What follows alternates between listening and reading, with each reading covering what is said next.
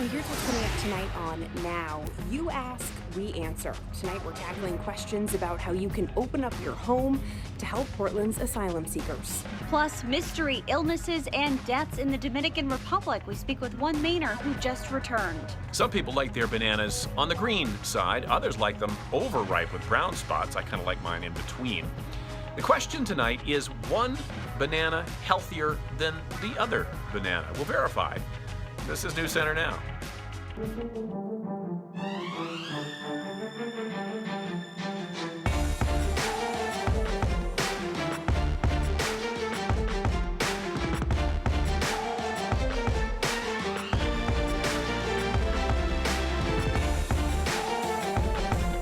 Good evening, everybody. I'm Lee Nelson.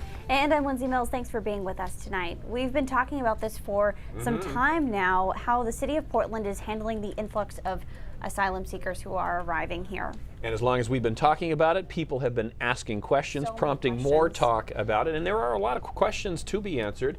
And so once again tonight, Samantha York takes a few and answers them.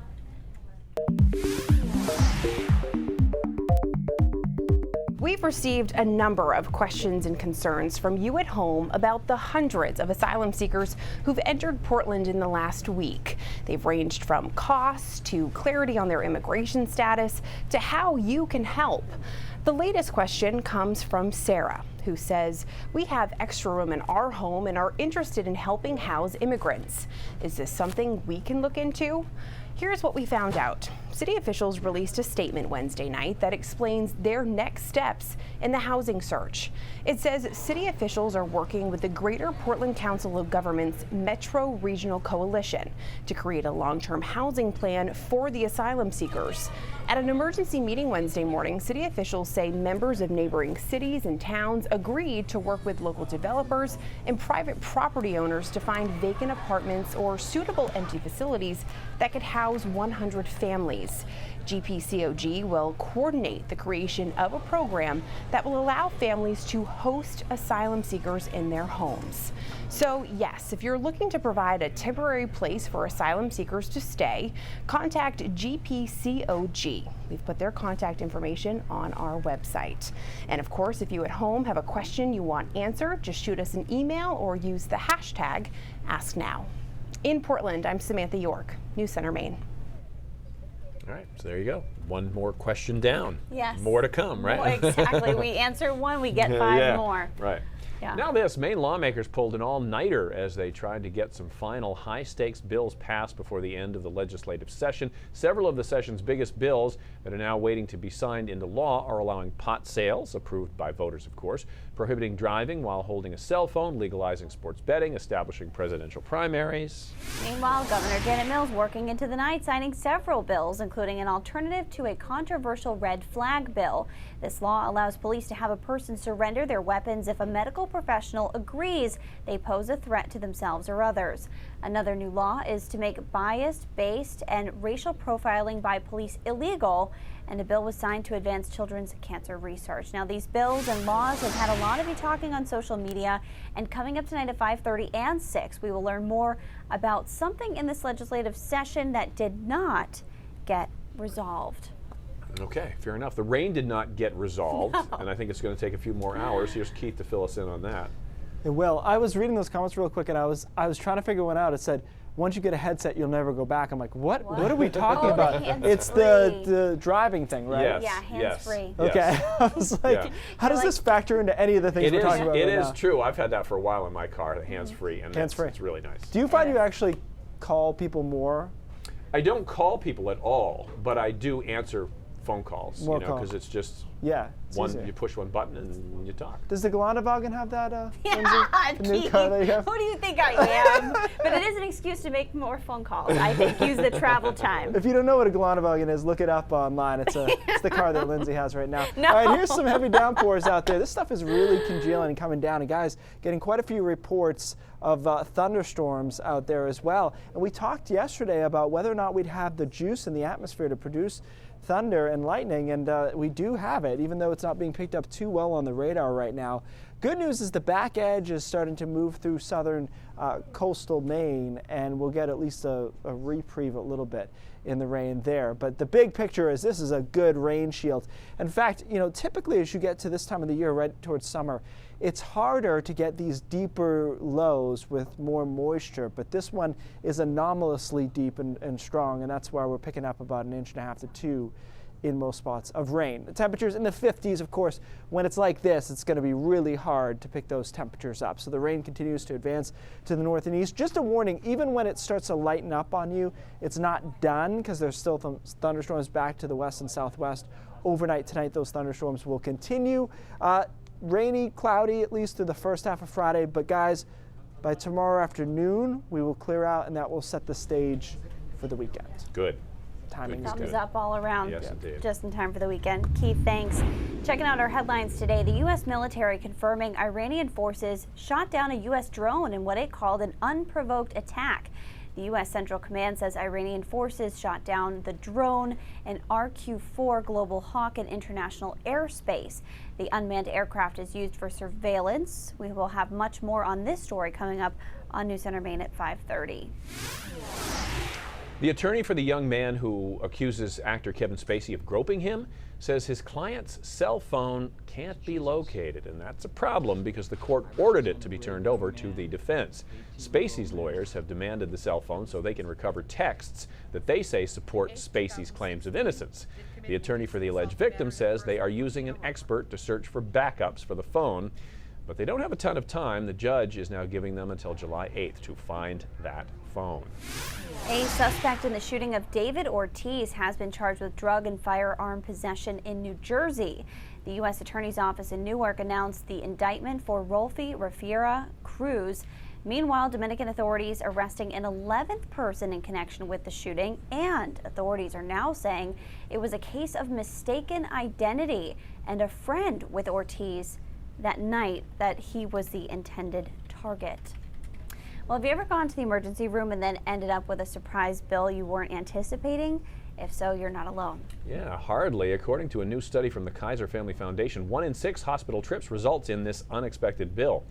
Researchers say millions of Americans are hit with these bills that can amount to thousands of dollars despite having insurance through work. The surprise charges can include going to a hospital that's considered out of your network, or maybe the hospital is in your network, but the doctor who treated you wasn't. And this may be coming to an end, though. Next week, a Senate panel is expected to vote on legislation that would limit what patients can be charged in terms of deductibles and copays. Teenager in Nevada had to go to the emergency room after a kind of a strange accident. Apparently, an e-cigarette exploded in his mouth. The incident happened in March of last year, but was just profiled in the New England Journal of Medicine. The explosion shattered the 17-year-old's jaw, knocked out several of his teeth, and tore a hole through his gums. The doctors had to perform a number of procedures, including having his jaw wired shut for several weeks. He has since fully recovered from that injury, but it is a cautionary tale, and there are other instances of e-cigarettes apparently exploding. So far, VGod, the manufacturer of the vape pen, has not commented on this incident. All right, coming up, our Verify team answers a question about ripe bananas. Are they healthier than ones that are a little bit green? Very interesting. And the FBI is working on toxicology tests to get some answers about Americans who have died or fallen ill in the Dominican Republic. The story of one Mainer who recently returned home sick. Well, we certainly know it's important to get plenty of fruits and vegetables. Yeah, the fruit in particular we're talking about tonight, the banana. I've eaten one like every day for years. Anyway, the question is, and this is because of a lot of talk online, is a ripe banana healthier or less healthy than maybe one that's a little bit green? So the Verify team is going to check it out.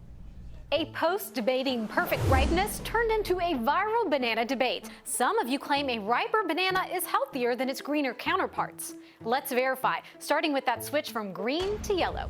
Bananas will react with ethylene gas, and this will stimulate the ripening process. Enzymes will then work to break down the acid content of the banana, will change that green exterior to yellow, and will start to change the composition of the fiber and the carbohydrate within the banana. According to Dr. Emma Lang, clinical associate professor at UGA's Department of Foods and Nutrition, it's not just color that's changing.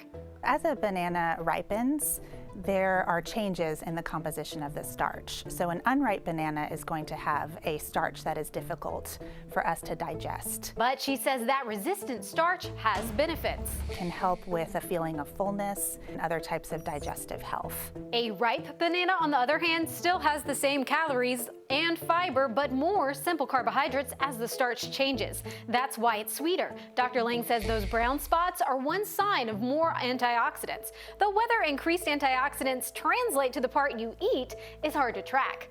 Other nutritional elements remain consistent. The level of potassium and other vitamins and minerals will stay the same throughout the ripening process. So yes, we can verify some nutrients change as a banana ripens, but take your pick. Dr. Lane says whether a ripe or unripe banana is healthier depends on your health. Both have benefits and important vitamins and minerals. We can all agree, though, the best ones for banana bread are the ones that were all the way to the right of that. Right. And actually, usually I eat mine in a protein shake, so I don't mind if it's a little bit brown either, because it just gets all, blended. gummed up there. And then True. It's awesome. Love bananas. So good. Well, up next, a traveler from Maine just returned from the Dominican Republic. She's talking with us about the mystery illnesses happening over there. Yeah. Also, teeth is a mystery, right? Look at his weekend forecast coming up. My promise to you.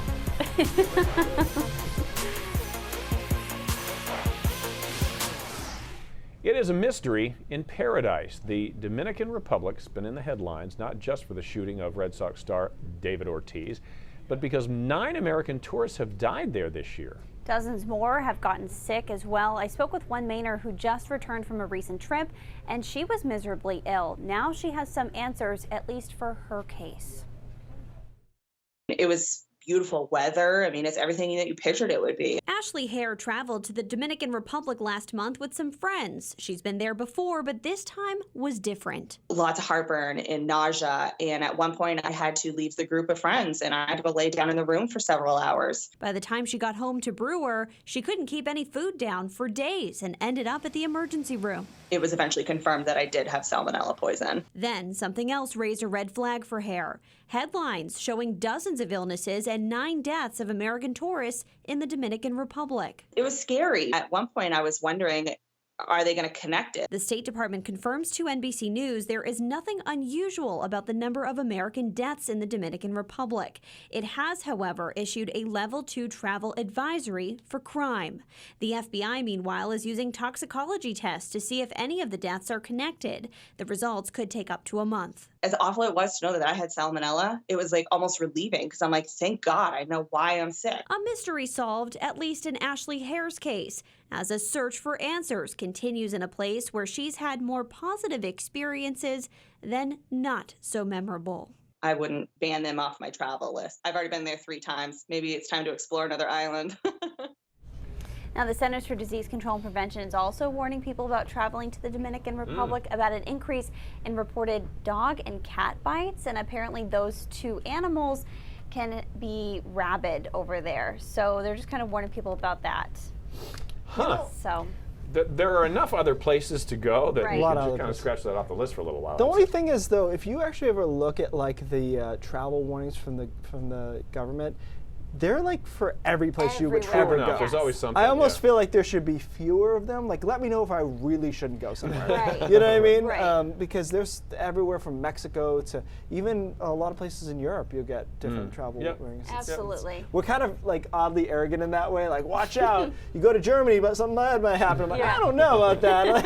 True enough. Just be cautious of your surroundings Yeah. at all times, Right. even at home. All places. There are a few places that you legitimately probably have to worry Yeah. about that. All right. I remember I asked in Argentina, I was like, "Is the water good to drink here?" And they're like, "We're a first world country. What kind of question is that?" You know, it's like that kind of thing. You offended them. No, you just don't know. That's not a question you want to ask after. Let's Right. put it that way. True enough. All right. Here's a look at the radar out there. It's really heavy stuff. And the models did a pretty good job with this because, as we talked about, there's some thunderstorm activity in there. It's really embedded lightning. It's not showing up too well on our detection network, but I'm getting a bunch of tweets that there is thunder and lightning out there. So certainly I believe that, especially these cells coming into western Maine. The rain is moving quickly, though. You may notice the speed of it. So the back edge is approaching southern coastal Maine. That being said, even when it comes through the back edge, there'll still be a couple of showers and storms through the rest of tonight. So it's wet. It's just varying degrees of wet depending on your location. Continues by midnight tonight. It's a little bit lighter. Tomorrow we start out cloudy, showery, foggy probably, and it's unlikely that we clear out until 3, 4, depending on your location. That back end, though, 4, 5, 6, 7, because the sun's setting, obviously, latest it's going to tomorrow. That could be actually a pretty nice late afternoon, early evening, and that launches us into the weekend. And the weekend looks good. We've talked about how Sunday's the better of the 2 weekend days. Saturday's good, but it's breezy. And Jess and I were just talking about this. There's been this little tiny patch of moisture on the models for Saturday for the last couple of days. It's an isolated sprinkle. We really didn't even want to mention it because it's going to be so isolated, but I think we have to so nobody gets upset if they get that isolated sprinkle. But most of us are dry, and then Sunday's just gorgeous. Temperatures right around 80 degrees, mostly sunny, and the winds will be flat. After that, we're watching a nice day on Monday, and then Tuesday and Wednesday we got hung up on a front, and we struggle with where that front is going to be. I think it's going to be showery for Tuesday, Wednesday. And then guys, check this out on Thursday. GFS has upper 80s, some low 90s, yay. Euro model 59. What? So we shall see who wins that battle. What a contrast, but you know how I feel about the Euro, so yes. It might not be going the way we want it to go. We put mild, question mark, the advantages of the 7th day of the 7-day forecast.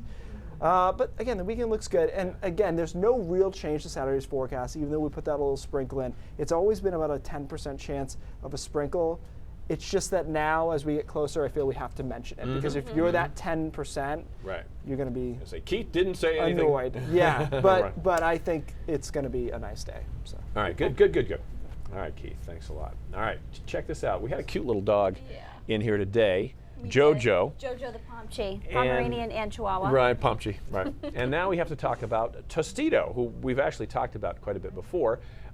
He is on a quest to become the world's ugliest dog, and we're going to find out very soon if he may win that title. He is starting the journey to California from Maine tonight, getting ready for the big competition tomorrow. His fans can find out how to vote by going to his Facebook page. Good luck, Tostito.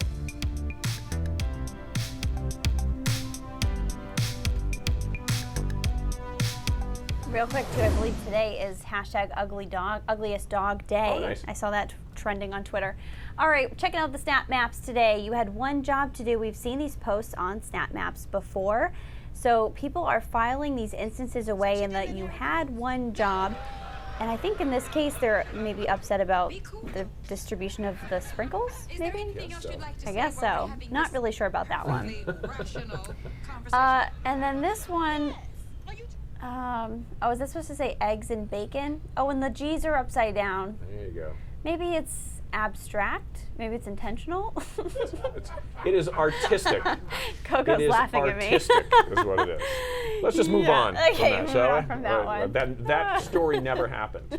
This one is happening, though. This is pretty interesting. The Tampa Bay Rays have received permission from Major League Baseball to explore becoming a 2-city team. The plan is to play early season home games in Tampa Bay and then finish the season in Montreal.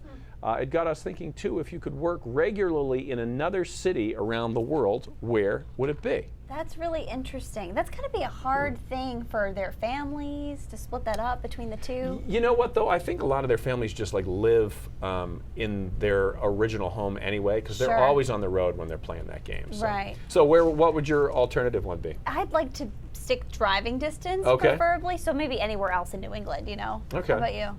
Or Canada. Yikes. Let's bring Cindy in, too. That way I'll get an extra three seconds to come up with one. You don't want to get in trouble with this one. Yeah. No. What would yours be? What's the, I was... A second city that you would work in. Yeah, you could split your time That you could split your time. I'm going to go with Manhattan. That'd be cool. That would be really fun. Yeah. I was thinking Chicago, but I've never really spent any time there, so... That is a fun city. Actually, Yeah. that would be a win-win San for my Francisco, situation. maybe. Kind of like that. Very cool. Did you like my hand reaching into the shot and pulling To your, grab your- yes, to grab laptop your over? laptop Live over. I thought that's television. what you're going to give me a hard time about. No. So what's coming up? We got a lot more news ahead. So a judge has made a ruling in that lawsuit against former Governor LePage. He was accused of abusing his power by trying to thwart a job offer for a political opponent. We're going to have that ruling for you. LGBTQ youth are at higher risk of homelessness, substance abuse, depression, and suicide. We're going to tell you what one Maine hospital is doing to try to help. And talk about a group effort. A lot of people involved in getting these little ducklings from the door of the restaurant where they were hatched to a nearby pond. We'll check out this group effort all ahead at 5:30. Awesome. Yeah, That's a story a lot of people are clicking on online Yeah. for sure. for sure. All right, we're back with Brain Drops after this.